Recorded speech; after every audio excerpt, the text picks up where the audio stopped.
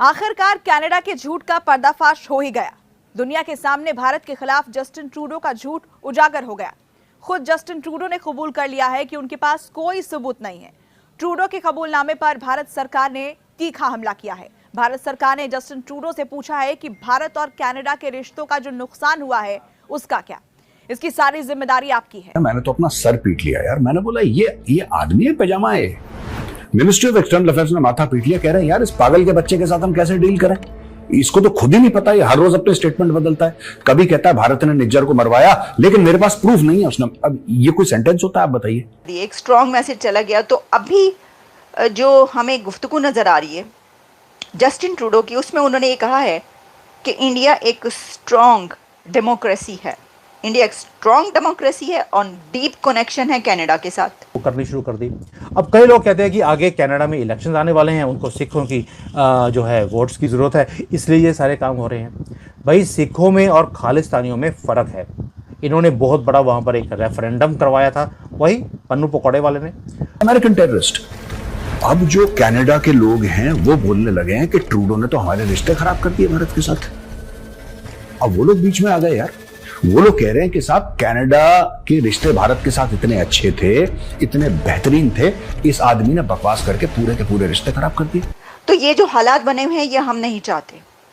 Justin Trudeau ने ये कहा कि ये कोई भी नहीं चाहता। ये बड़े ख़राब हालात हैं। ऐसी सिचुएशन जो क्रिएट हुई है कोई अच्छे उसमें नहीं हुई और ना ही हम अच्छा फील कर रहे हैं, क्योंकि इंडिया एक निकलना कुछ भी नहीं है। ठीक है, उसको अगर लगता है कि खालिस्तानियों की सपोर्ट के कारण वो जीत सकता है अगले इलेक्शंस को, उसके लिए उसे उग्रवादियों को सपोर्ट करना पड़ेगा। तो शायद उसे पाकिस्तान की जो एक लैंग्वेज है या उनकी जो आज की डेट में स्टेटस है उसे देख लेना चाहिए। जय हिंद दोस्तों, कल के दिन इतना सब कुछ कांड करने के बाद आतंकवाद के समर्थक, आतंकवाद के कट्टर समर्थक, इनकी पूरी फैमिली ही आतंकवाद की समर्थक है। जस्टिन ट्रूडो, इनके बाप भी आतंकवादी माइंडसेट के थे और ये भी हैं। ठीक है, कल इन्होंने कहा हमारे पास भारत के खिलाफ कोई सबूत नहीं है, कोई कॉन्फिडेंशियल एविडेंस नहीं है।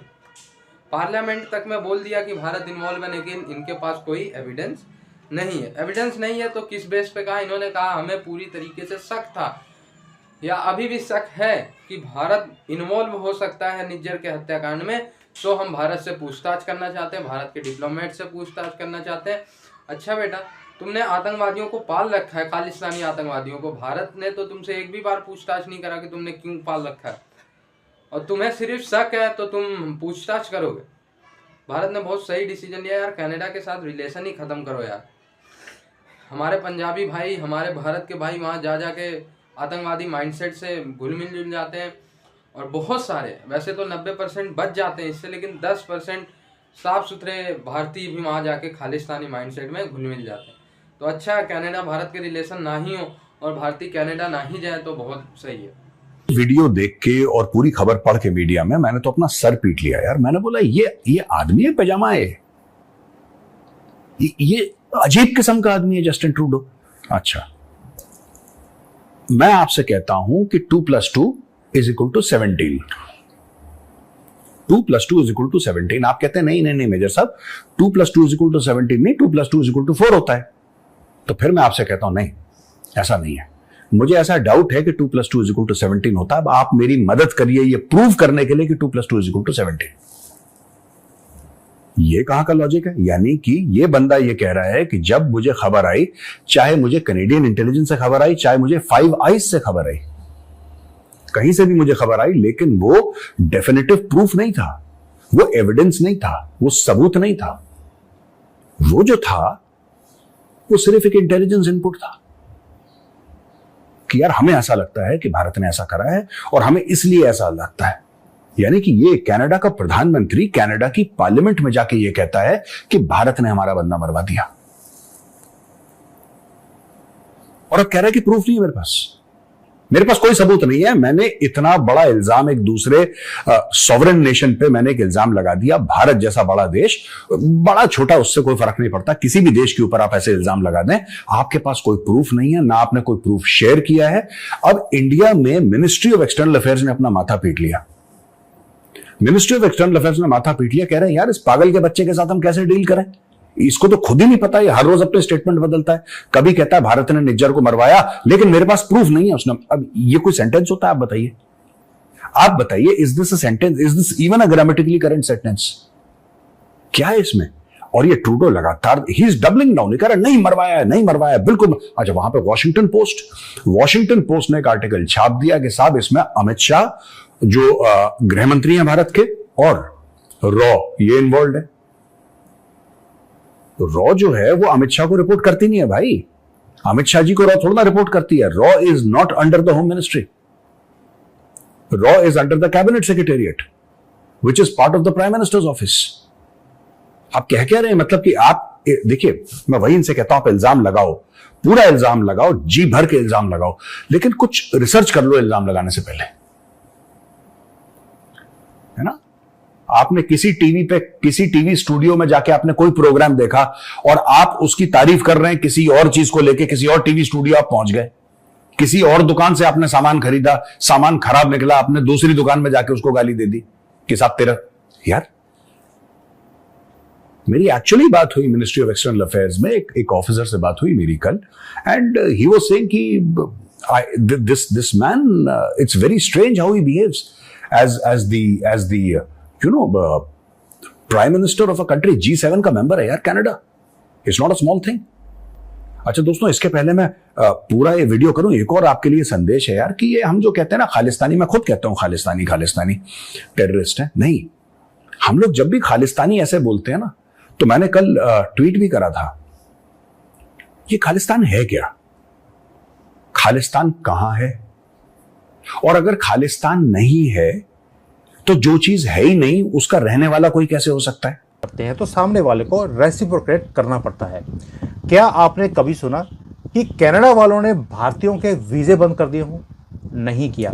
क्या कभी डिप्लोमेसी में ऐसा हुआ है? कभी भी नहीं हुआ कि सामने वाले ने वो भाषा यूज नहीं करी। इसी से आपको पता लगता है कि भारत की पावर क्यों है, क्या है। अब मैं इसलिए नहीं बोल रहा हूं क्योंकि मैं भारतीय हूं, मैं सिर्फ डिप्लोमेसी का एक पार्ट समझाने की कोशिश कर रहा हूं कि सामने वाला ऑलरेडी आपके सामने झुक चुका है। चाइना कह दिया, कनाडा ने आपके सामने या कि भारत के सामने झुका है। हमारे वीज़े बंद नहीं किए क्योंकि पैसा आता है। लाखों लोग हमारे कनाडा में पढ़ने जाते हैं और उनकी जो यूनिवर्सिटीज़ हैं, सारे जो पॉलिटिशियंस हैं उन्हीं की ओन्ड हैं। वहाँ पर बच्चों ने जब जाना ही बंद कर दिया तो इनकी जो यूनिवर्सिटीज़ हैं वो सड़कों पे आ जाएगी। इसीलिए उन्होंने डिप्लोमेटिकली हमारा रेसिप्रोकेट नहीं किया है। लेकिन फिर एकदम से अभी इनके दिमाग में ऐसा क्या बात आ गया कि वो भारत के ऊपर दोबारा से बोलती है हमारे पास प्रूफ है, हम आपको सैंक्शन कर देंगे, हम ये कर देंगे, वो कर देंगे। किया कुछ भी नहीं है। क्यों? रीज़न है कि इनका एक प्लान था कि हरियाणा जीतने के बाद भारत के अंदर जैसे शेख हसीना की गवर्नमेंट को घेरा गया है, वैसे ही हमारी गवर्नमेंट को भी ये गिराएंगे। वो इनका प्लान हो गया है फेल। दर्द इतना है कि चूं-चूं निकल रही है, और चूं-चूं निकलते निकलते अब दोबारा से उन्होंने वही बदतमीजियां जो पहले कर रहे थे वो करनी शुरू कर दी। अब कई लोग कहते हैं कि आगे कनाडा में इलेक्शन आने वाले हैं, उनको सिखों की जो है वोट्स की ज़रूरत है, इसलिए ये सारे काम हो रहे हैं। भाई सिखों में और खालिस्तानियों में फ़र्क है। इन्होंने बहुत बड़ा वहाँ पर एक रेफरेंडम करवाया था, वही पन्नू पकौड़े वाले ने। 2000 लोगों ने वहाँ पर साइन किया है पेटिशन को। लाखों लोगों की वहां पर सिखों की पॉपुलेशन है, 2000 लोग सामने आए पेटिशन साइन करने के लिए। तो आप समझ सकती हैं कि खालिस्तान मूवमेंट वो सिर्फ डीप स्टेट की, पन्नू की, ISI की या किसी भी कह दीजिए, ये उनका ब्रेन चाइल्ड है।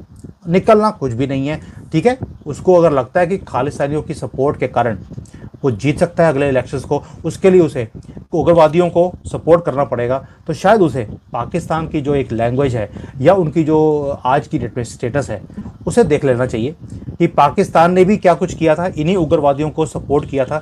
आज वो भीख मांगते हुए दिखाई देते हैं पूरी दुनिया में। जिस दिन कनाडा को ये चीज़ समझ आ जाएगी उस दिन वो ये बेवकूफ़ियाँ करने भी बंद कर देगा और हमारे रिलेशंस ठीक भी हो जाएंगे कनाडा के साथ। But as far as today is concerned the relations are at a very low level, but हमें फ़र्क नहीं पड़ता। लेकिन सर ये भी कहा जा रहा है कि हाँ, कुछ लोगों का ये कहना है कि कहीं ना कहीं से कनाडा को अमेरिका की भी सपोर्ट है इस चीज़ में, इसलिए कि अमेरिका को भी अच्छा नहीं लग रहा है कि आपकी कोई इंडिपेंडेंट फॉरेन पॉलिसी हो या आपकी इकोनॉमी अगर आगे जा रही है तो वो अमेरिका को भी खटक रहा है। और इसको आप कैसे देखते हैं, वाकई में ऐसा है? देखिए, जब चाइना बढ़ रहा था तो चाइना ने झुक कर बात किया और उसने अपनी कंट्री को राइज करवाया। यहाँ पर भारत थोड़ा सा डिफरेंट है।